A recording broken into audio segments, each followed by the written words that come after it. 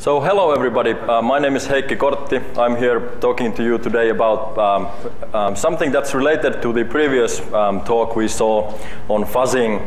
I work at a company that does fuzzers for various network protocols and file formats, including also wireless stuff. So I found the previous talk in this room very interesting from a professional standpoint. I have to, in the beginning, say a few practical things. If you have any questions, it's okay to interrupt me at any time. I'm a nice guy, so I won't shoot you if you shout obscenities from the audience or curse at me for saying some improper things. It's also okay to stay here or go outside after the end to discuss some matters if you want to discuss some things privately with me. There's also a nice page in the wiki for DeepSec for each of the talks. So if you have any questions or ideas that come to your mind during the presentation, criticism, comments, questions, feel free to go in and even edit the wiki page for my presentation and add your questions or comments there. I'd like that. So without further ado, I'll start discussing some of the topics that I have on the agenda today. So we've seen a lot of talks about vulnerabilities, about ways to exploit flaws in software, but my talk concentrates on a more specifically input-oriented approach. So I'll be just focusing mostly on how to design effective inputs that traverse a software system and make trigger bugs or vulnerabilities in the system. I won't be talking about ways to do advanced exploitation or take advantage of the flaws that are found. I'll more be talking about what kind of inputs we can create that trigger the vulnerabilities that might reside in any software. So we've coined the term destructive data as this kind of fancy word for designing inputs that make software fail in various unexpected ways. I like to think of this as kind of like cathartic testing.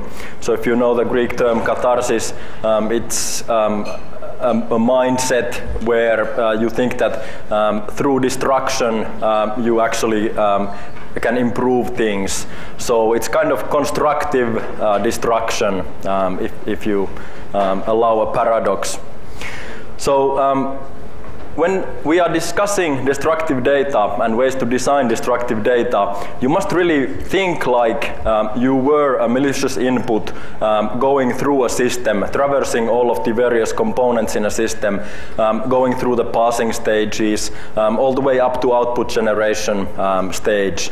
You always have to think specifically about the interface that you are approaching. So if you are trying to break a network protocol, it's a little bit different from breaking a file format implementation. So you must always still think how your inputs that you are creating will actually go through the software and what kind of effects, what kind of code it might be passing along the way. So typically the inputs that we create, they are captured by a parser maybe. The parser passes it on to deeper layers. The data is transformed. It's processed in various ways. And finally it reaches some inner location in the code. You should always also think about what kind of possibly underlying flaws are there in the code. So you might think of buffer overflow conditions, but you might also think of state machine problems, null pointers, what have you. So you should always consider if you make a different kind of input, what kind of flaws it can actually trigger. The most important thing when designing destructive data is to really think malicious. I'm sure this is no problem for many of you, but some people think of still approaching software and testing software as performing some kind of valid interactions with the software. But the main thing is to forget all about that and start thinking really in a malicious way, start doing everything that is not expected by the software, breaking its assumptions in all levels, so to speak. So if you are looking at the network protocol, for instance, if there are type fields, length fields, different kind of values, header versus payload situations, or there are state machines defined in the protocol specification, even things like how is logging done, how is debugging done for a particular input, those are always very important aspects to consider when testing something. So you might think of what are the effects of parsing a particular length field, what kind of interactions will the software do after it has read in a particular length value from an incoming message, or if you can somehow tweak the header versus the payload, so make the header look like there would be something else expected in the payload, and so on. So you should consider all of these different kind of sort of basic primary elements in protocols and file formats. Most of the time it helps to know really if your target that you are attacking, whether it's written in C or C++, that's kind of an obvious thing. But it's not always strictly necessary. You can also start creating malicious inputs and then later on find out what are the conditions that are being triggered. So actually when designing the malicious inputs and when injecting them into your target system, you might accidentally find out that the target is written in a particular language because of the types of vulnerabilities that you are unveiling.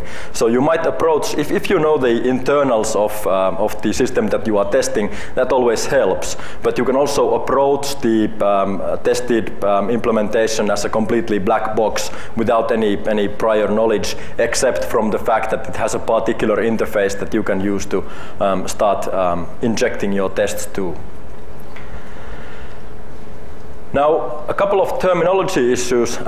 When we think of destructive data, the primary term that we like to use is called anomaly. We think it's a good term because it captures kind of the idea behind what we are doing. So it's destructive data is a good sort of fancy word, but anomaly is more, it captures the idea of what we are doing. It's basically any kind of malformed input. It doesn't have to be just some kind of fuzzed value field. It can be like really unexpected things like reordering a sequence of messages, for instance. If you think of a complex protocol message sequence like TLS or BGP, for instance, you might reorder the messages in that, reorder the expected order of messages in that message sequence. So you might start finding really interesting things just doing this kind of very simple approach. Or do things like cut a file or a message abruptly in the middle. You make a valid file or valid message, and then you suddenly cut it from a location somewhere within. Or doing things like deep recursion for a file format that allows that. So it doesn't have to be that you are fuzzing a single field or single element. You should think of anomalies in a wider way. You should always think of sequences as well, sort of substructures that you can also undermine, and think of also combining things, not just anomalizing one field, but anomalizing multiple things in a message at the same time, sort of going crazy with anything you have at your disposal. Now, when we talk about the destructive data and anomalies, the inputs that you use to attack software, vulnerability is the underlying condition. It's the bug, it's the flaw, programming error, or some vendors call it just issue, that the destructive data is actually able to trigger. The anomalies that we create and send to a piece of software, those trigger the underlying programming errors that may exist in the software. Symptoms can vary a lot, as I'm sure you've all seen in your practical work. We might see crashes, we might see exploitable conditions. You might be able to exploit a particular, let's say, a buffer overflow or a similar kind of issue. But you might also see temporary slowdowns of the system that you are testing. You might see things things like memory, CPU consumption, resource problems, errors in actually log file handling, for instance things like portions of the log files disappearing as a result of the data that you are sending. Also what's called like second order vulnerabilities, meaning that this data that you send ends up in another location, like let's say SQL backend, and when somebody is using a log analysis program, it might actually trigger some flaw within that log analysis program. So sometimes the symptoms are very surprising. Like I have to say that I'm always surprised by the different kind of symptoms that very simple malicious data can cause in software. So we've seen some very amazing things happen in some devices, as I'm sure you have seen during your career or work. So a lot of the time the underlying errors are the simple vulnerabilities that we have heard about in most other presentations or through your own research. Basic buffer overflows, pointer arithmetic problems, different kind of type conversion issues, memory management problems, memory allocations, or not freeing elements that have been reserved. Some kind of input sanitization problems. There might be no filtering done for incoming data, no sort of sanity checking for the inputs that are coming in. Or if there is some debugging information output to the log files, there might be a problem with sanitizing the destructive data that is actually then moved to the all the way to the log. So input sanitization, yes, but also output sanitization. You don't want your log files getting filled up with ANSI escape sequences, for instance. So then when we discuss exploitation, it's yet another view of the same sort of problem. So destructive data looks at ways to trigger vulnerabilities, but exploitation is then another way of taking advantage of the vulnerabilities that are found. So I'm actually in this presentation not discussing the vulnerabilities and the exploitation of vulnerabilities in any practical detail. I'll actually be connecting some of the anomaly categories that we'll see to some representative programming flaws, and giving you a couple of case examples of what kind of real-life errors can be found with very simple destructive data. So there's two basic ways of looking into the same underlying condition. You might think of the situation from the point of view of the destructive data, from the point of view of the inputs themselves, or you can concentrate on the underlying flaws. Many times if you have a solid programming background, you might more consider about the vulnerabilities and ways to exploit them. But if you think of the view from a black box testing standpoint, it's more concerned with how you can actually trigger the flaws. You don't care about the flaws themselves that much. You care about the ability to create representative inputs that will trigger certain categories of flaws. So the basic problem is really like when you are designing anomalies and designing these kind of fuzzing tests, what are the flaws that typically can be reached by particular kinds of inputs?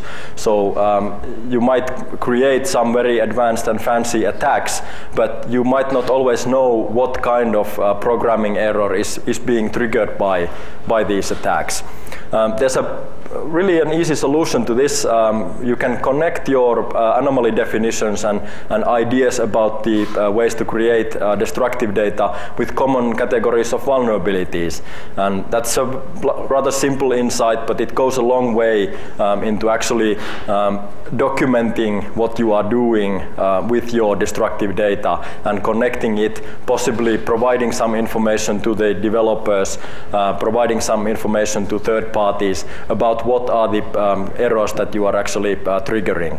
There's a thesis work from a colleague of mine who is actually focusing on just this ability to connect the destructive data with or assess the quality of destructive data by connecting it to the different types of vulnerabilities that it can trigger. One system that I'm sure you all are familiar with already is the common weakness enumeration effort organized by Maitri. CWE is a way of enumerating the common programming errors, common vulnerabilities, common weaknesses in different programming languages. There are some things there that are programming language independent and some issues that are specific to Java, C, C++, so on. So it's a listing, it's a database of different kind of weaknesses that plague modern software. So just as an example, we might think of example destructive piece of destructive data, a repetition of one single ASCII character 256 times. Very simple kind of attack that can trigger a common programming error. And typically this kind of attack might trigger is a basic stack-based buffer overflow, for instance. There is a CWE ID for this kind of condition, so you might think of the destructive data first and then see how it maps into the underlying vulnerabilities. So it's a good way to describe what you are doing in a language that's also understood by the people who program the system, the people who have developed the system, or by trusted third parties, by search, for instance. If you are finding a vulnerability with a particular type of attack or malicious input, you can then use the CWE information maybe to give some initial information on what is possibly the underlying problem, even if you would not have access to the source code of the system that you are testing. There's a caveat here that CWE is still very much a work in progress. There's a lot of work being done by some of the MITRE guys in standardizing and actually collecting information on the different types of weaknesses that are out there. So in case anybody has some free time or too much free time in their disposal, like I would suggest that you take a look at CWE, and if there's something's missing there, you can help the MITRE guys improve it. Okay, so moving to discuss the different kind of expectations that software has about data. So I'm sure you're all familiar with the abbreviation TLV, type length value, which basically forms the underlying structures for any kind of protocols or file formats. So I'll go through some of our ideas about these different basic data types and take a look at what kind of attacks can actually be implemented or constructed against fields of these types. So let's take a look at some of the basic types. So the type fields in a protocol or file format, they typically define what kind of things are expected later on as, let's say, values or payloads or whatnot. So the type can be explicit. So there might be a protocol specification that says that there is a single type field with well-defined values that tell what kind of value is expected later on in the message. That is an example of an explicit type field. So when you know that there is an explicit type field, you can just start attacking it right away. Just change the type into something different. It's as simple as that. You already then undermine the expectations of the software that you are attacking. It's expecting for a value that is completely different. The structure for the value that comes later might be completely different from the one that the software is expecting. So usually these kind of types and their expected values are usually defined in some kind of specification. If it's a public, whether it's a public specification or a proprietary specification, there is always still some kind of mapping between the type fields, explicit type fields, and the values that are accompanying them. So you might also have implicit types. So you might have a header field in a, let's say, ASCII protocol where the value for that particular header field is expected to be a URI. It might be referenced in the specification. There might be some kind of sort of implication that a URI is expected, for instance. So this kind of type information can also be implicit in that sense. So you should always then try to mismatch your types and values. You should always try to tweak the types, use types that are not defined in the specification. Length fields, that's probably the most fruitful way of attacking modern software.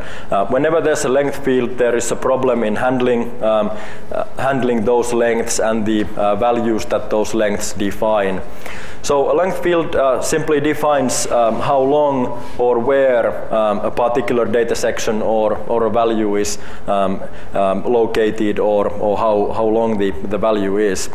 There can be varying flavors of lengths. You might have very kind of explicit basic length fields saying that, well, here's a length, and after that will come a structure which is supposed to be of the specified length.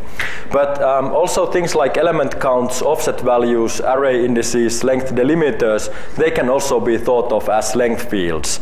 An explicit length field is by definition something that you find existing within a protocol message or within a file format. So it's something that has been defined to be there. But there's also implicit lengths. So for instance, DNS name elements should not be more than 32 characters.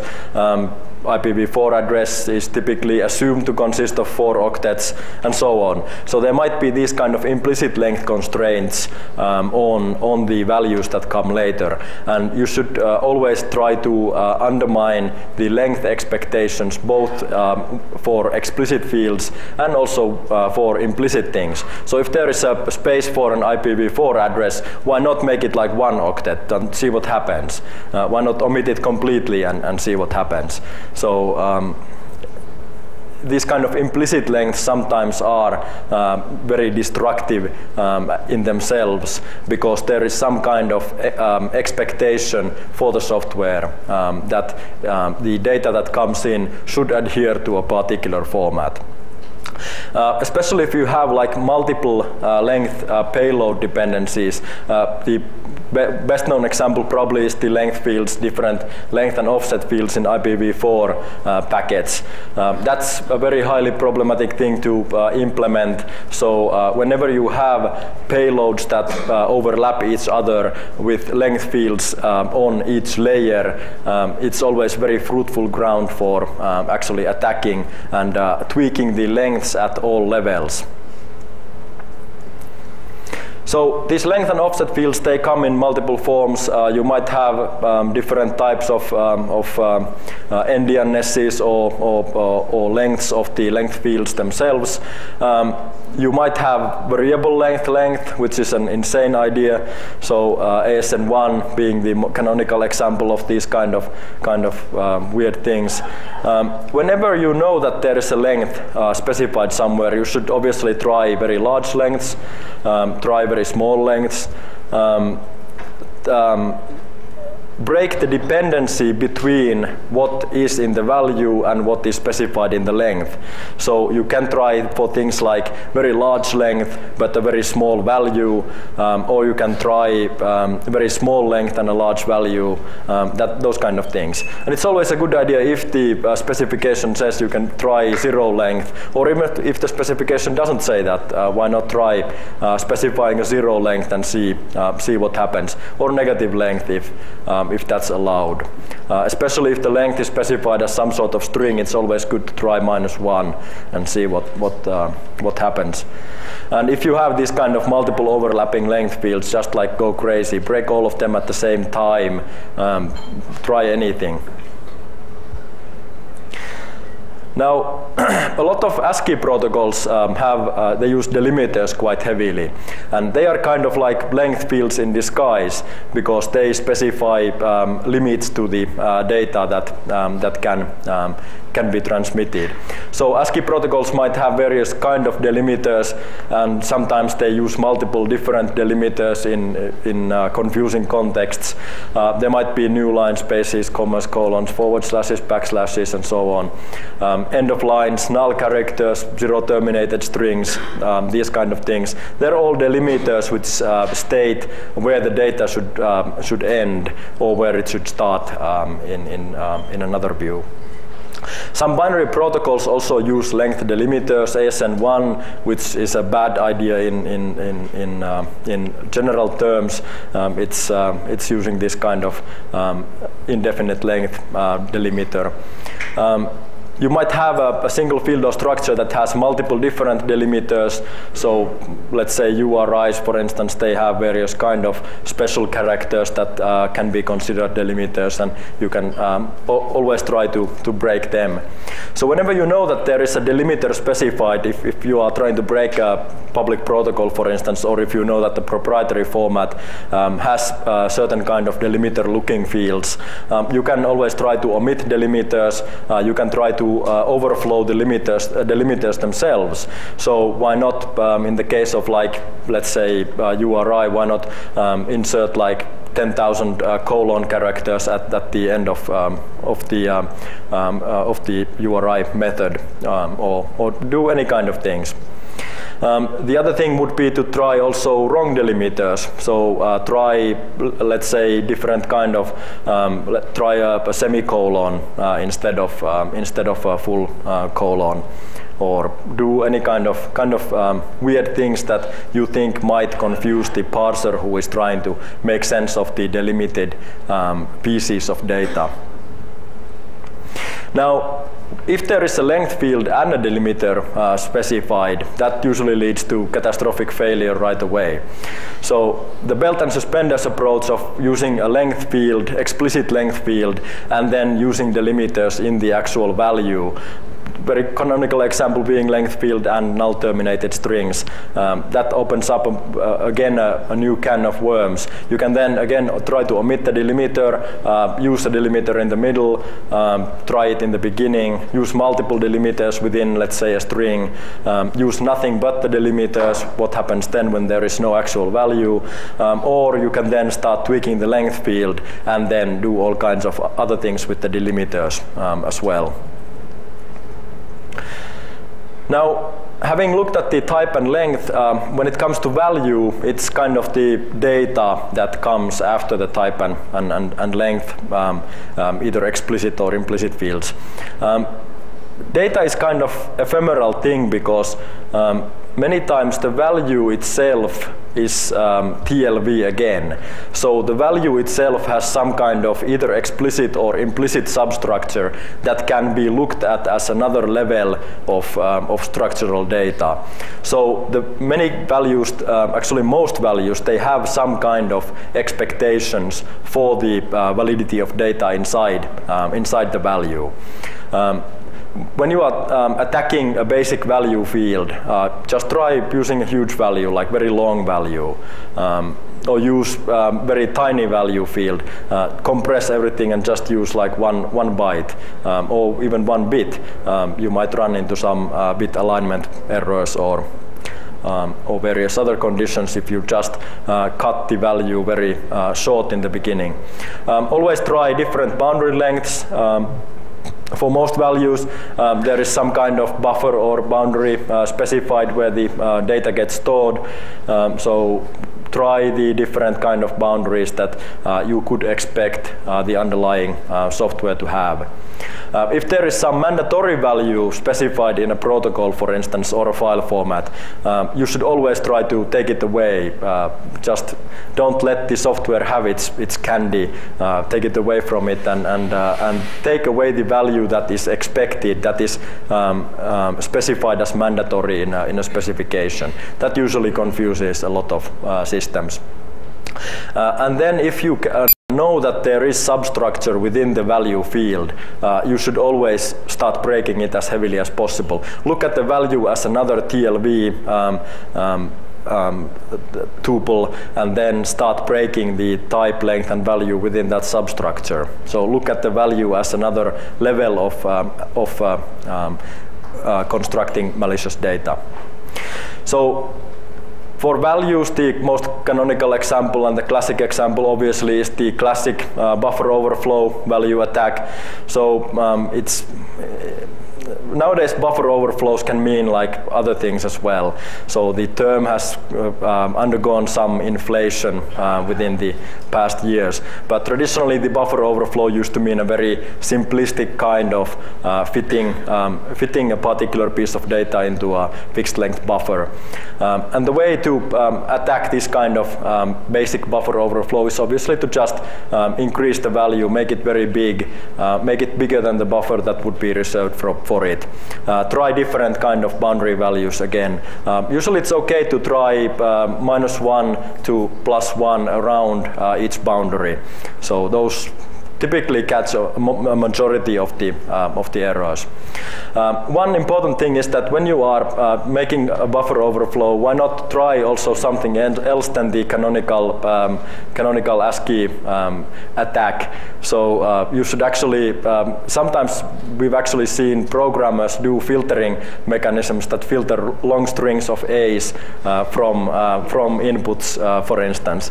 So the best example was when there was a buffer overflow reported to a vendor, and they actually looked at the data that was sent in the POC to them, and they looked at, well, my software has a problem with handling 150 A characters in the input. So they put in a filter that said, if there is 150 A characters coming in, discard the input. And they said, well, now the software is fixed. So when the patch came out and when there was another attempt to break it, we found out that, well, 151 A's caused the same problem to appear again. So try different characters than the canonical overflow attempts. Try numbers, try control characters, for instance. Do some crazy things. You might actually find some of the crazy things that the programmers themselves have done. A lot of the time the values themselves, like I said earlier, have some kind of substructure. So let's take an example, like there might be a value that's specified as year, for instance, or actually month inside the year.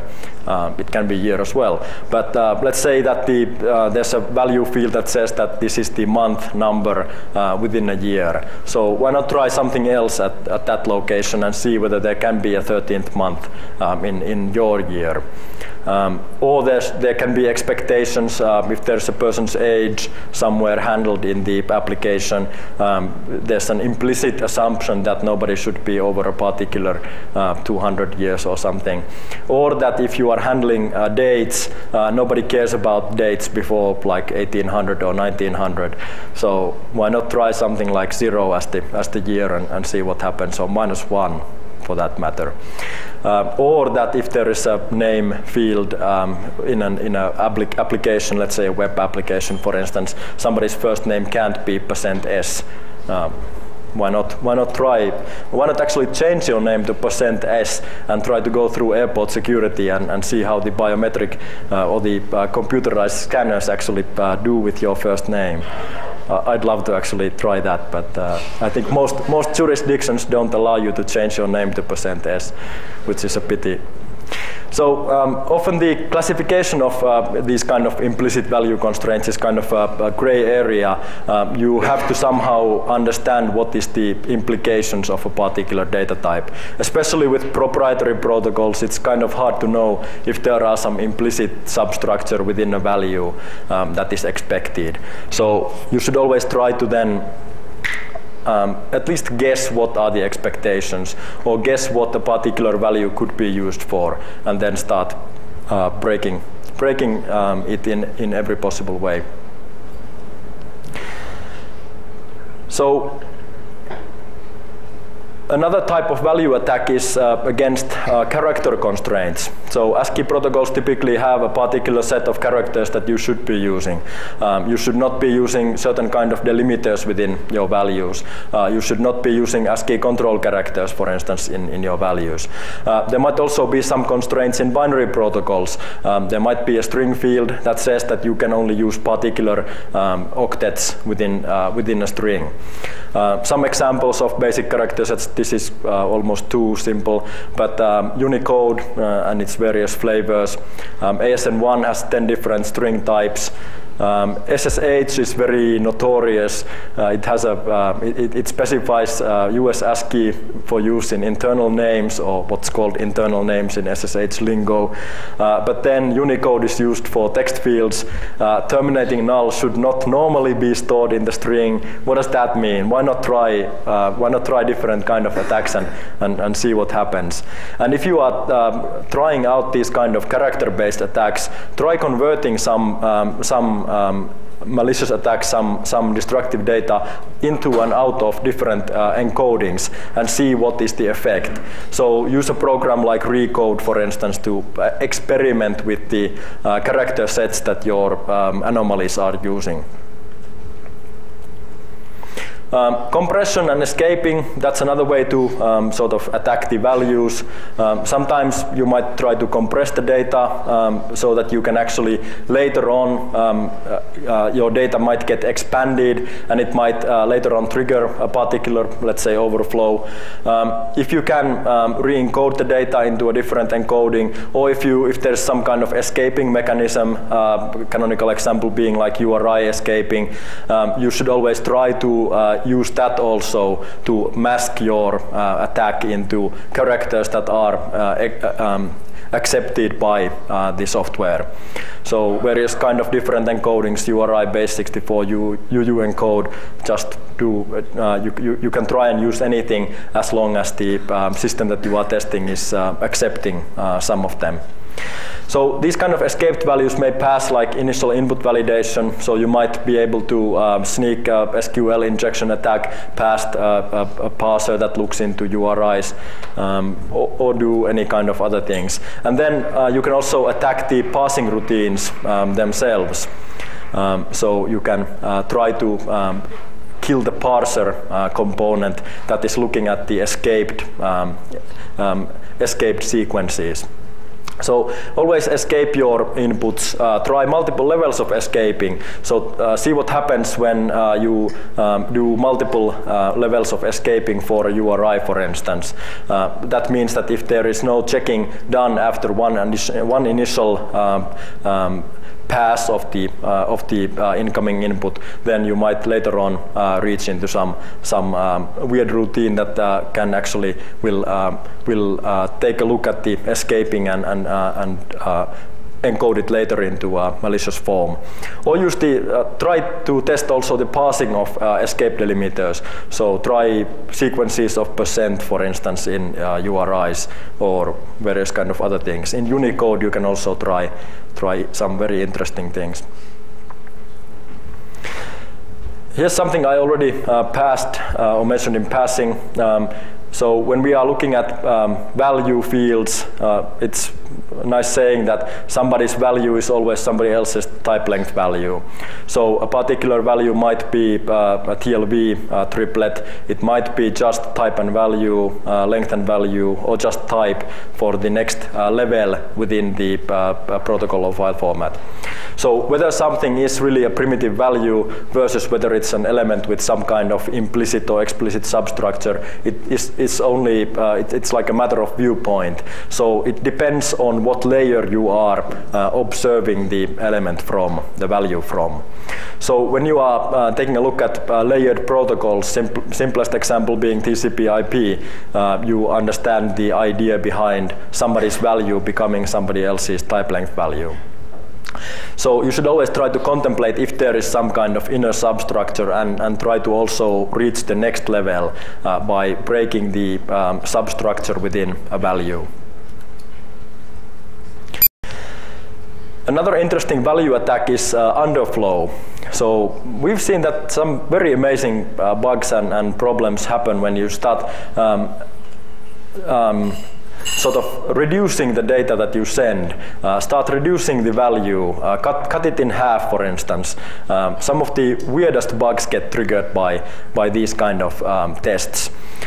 Typically, the lower layer elements, the value elements, they should somehow fill up the length that is specified for the element, and they should also probably satisfy the expectations for the underlying structures. So make a valid protocol packet, for instance, but then start cutting it from varying locations. Start from 99% at the end. Go towards the beginning of the message until you only have a few bytes from the beginning of the message, or a single byte or a single bit even. So try to cut the packet or file or what have you from various locations and then see what happens. So if you are looking at a single field, make a completely valid message, but start taking away things from that field in various places. But it's very important that the remaining parts in the message or file, they should look still valid for the software. Typically, if you make a completely fast input, it doesn't really make sense, because the system typically will look at it and discard the packet or discard the file right away, because it doesn't look like a valid input at all. But if it otherwise looks as a valid input and suddenly the parser or some other mechanism falls off the end of the packet or field, there's really no telling what will happen. There's a special case sequence level underflows, which I'll actually go through in a little bit later. Recursion is very fruitful to attack. So the obvious examples being XML, there's an example there. At any point where recursion is possible, it should definitely be attacked without mercy. So you might have some limits, for instance, in a system for the levels of recursion that can take place. So there might be a limit that says you can only recurse like 20 levels. But if you try to reach that level constantly with, let's say, incoming structures, you might still be able to slow down the software and at least find a degradation of service problem. Or if there is a watchdog that is looking at how the software is behaving, if there is a parsing routine that takes a long time to reach the end of the recursion, the watchdog might reset the software. So moving away from the field level anomalization, it becomes really interesting when we start to look at sequences. So not just looking at simple type fields, length fields, or values, but looking at things from a sequence level standpoint. So this is very good technique when you are, let's say, approaching a network protocol that implements a state machine, for instance. So a protocol where you can modify or undermine the expectations of the underlying state machine. It's very good to try different kind of attacks against the state machine, but also parsing components. So a file format that has a particular sequence of structures can also be thought of from a sequence standpoint. So anomaly design is not just about like doing individual value fuzzing, but it's also very important to think about larger structures and their dependencies and the order that they come into the software. Repetition is a great technique, so you can repeat basically anything, and it's easy. It's resource. It's not very resource heavy to repeat a particular thing. If you are doing a fuzzing framework, it's cheap to repeat a lot of things, repeat messages, repeat fields, or any kind of structures. But you can also do it in message sequences. So you can repeatedly send the same message over and over again and see how the state machine, for instance, reacts to repeated structures. Omitting things is just as good. This is the sequence level underflow that I was referring to, or a flavor of it actually. So you might have a definition that says like you have to have a particular message sequence with particular messages or structures coming in at certain points during the sequence. So if you start removing these mandatory or expected elements, you again find some new problems. So you might omit the mandatory field, omit some kind of field that is typically expected in a particular type of message, or omit a message that is absolutely required for a protocol message sequence to go through. Sequence level underflows, this is a special case of omission, like I mentioned. So make a valid message sequence, but suddenly cut it from the middle. See how the state machine reacts to that, whether it leaves a session open or whether it might actually end up in a completely unexpected state. And try at all stages during the sequence. Again, try from the end until the first message. So when you are looking at sequences, you can try reordering things as well. So you can attack state machines simply by reordering the message sequence, make a valid message sequence, and try all kind of different permutations. Mangle it as you can. Or if you have a file format that has an expected order of structures, try to reorder them. Try to reorder the expected sequence of elements. Some special attacks. Version fields are very particular in many protocols and file formats. They are kind of like a key that opens up the remainder of the protocol, for instance. So a piece of software might blindly believe a version field in what kind of data will maybe come later in the protocol sequence or inside a particular message. So many times a version field is a very easy way to completely undermine the expectations of the software. Another thing is that when some protocol feature is, for instance, removed from a future version of the protocol, is it usually so that the implementations that are then ported to support the new specification are the parts really that pass the old protocol version? Do they get removed or protected from usage? So usually what happens is that there's just added features, added ways to pass the new version of the protocol, but all of the old CRUD still remains within the software. All of the constructs that have been used to pass and process the old version of the protocol. And sometimes when a new version is released, testing is not that important anymore for the old version. So most testing concentrates on testing the next version, the newest version of the protocol, and it's really nobody really cares about the old version anymore. So you might find some locations in the code that have not been tested for 10 years maybe. Attacks against the version expectations is to try and claim to use a valid earlier version, but then use a completely different data within the message, or then try to use a completely unspecified version. Who knows what happens when you try to use like IP version 17 or something. Then another special attack case is the use of obsoleted or proprietary extensions. So there might be some specifications that have been forgotten about already. Some old internet drafts, for instance, from IETF, that have been discarded, that have been expired and nobody really implements anymore. But there might still be code for handling these kind of obsoleted features. And again, this code might be much less tested or even forgotten about completely. So there might be a module that passes particular obsoleted protocol specification, and nobody really even cares about testing it. The architecture for handling extensions is usually very general. There is things added over time to many implementations to handle new extensions. So over time it becomes a total mess because there are public extensions, proprietary extensions, obsoleted extensions, and extensions that you should be prepared for but which have not been specified yet. So any kind of code for handling extensions is very fruitful ground for basically doing anything. Even random fuzzing for extension fields is surprisingly effective. Also, if there are proprietary extensions, somebody might have done reverse engineering for these proprietary extensions, let's say competitors' extensions, and hacked together some kind of like a mutant code that takes a look at these proprietary extensions and tries to make sense of them.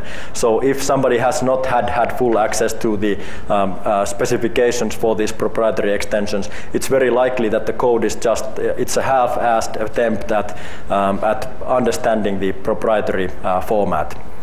So you should always try to look for any obsoleted protocol features or file format features and try to break those things as well. Or try to emulate some version of the protocol that is obsoleted.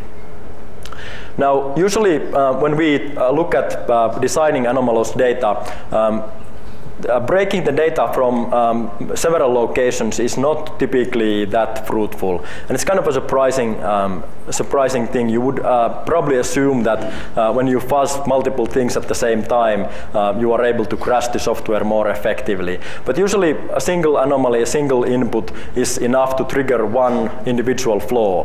When you start adding the amount of fuzzed inputs into one single packet or one single file, you might miss some of the underlying problems. You might end up in a race condition, so to speak, where your fuzzing inputs, one of the fuzzing inputs triggers a particular flaw, but the other fuzzing inputs would never reach the flaws that would be out there. So I'm getting the red card now, so I'll have to skip a few things, but let's move a little bit forward. You can take a look at the data or the slides later on if there is some things. I want to stress a couple of more things. It's only going to take a minute or two. So when you are creating invalid inputs or malicious inputs, you should always try to be first as correct syntactically as possible. So if there are some checksums, message digests, different kind of signatures, for instance, mandated for a protocol, for instance, you should always make your attacks use these kind of mechanisms completely, and then only then start to undermine the underlying data structures. So try to be as valid as possible, and then start tweaking the minute things that will then create or trigger the vulnerabilities. So if a protocol requires you to calculate a checksum, just do it. Make a model that does the checksum, or the timing things that were discussed in the earlier wireless talk. So you should always try to be as valid as possible, and then start creating attacks. Like I said, everything is TLV, and this is probably the most important thing to understand, is that you should always try to understand the next level substructures that you are trying to break. I have a couple of example attacks here at the end. I'll actually not go into this in that much detail. You can take a look at the links and the examples in more detail from the slides that will be up on the DeepSec website. I have an example of a length attack against a particular Bluetooth implementation. So I was hoping that maybe Marcel could talk about this at some point. Underflow attack, one example from a SIP implementation, and a naive way to protect against this attack. Implicit value from X509. This is the famous parasitic keys attack, where simply choosing particular values for public keys, for the public exponent and public modulus values, caused degradation of service in many implementations. Again, things with implicit values combined with usage of obsoleted protocol feature. Repetition, again combined with an implicit value expectation, these kind of things. State machine mangling, so this particular attack looked at sending a very advanced broken sequence of SIP requests, and then caused a problem in a particular SIP implementation. So I'd like to, in the end, I'd like to thank my colleagues from Codenomicon for some of their research around this area. And then we don't have any time for questions, but I'm sure we can have one question if somebody really feels the need to ask. Or you can come and discuss with me later on, or in the cocktail event in the evening. Any questions?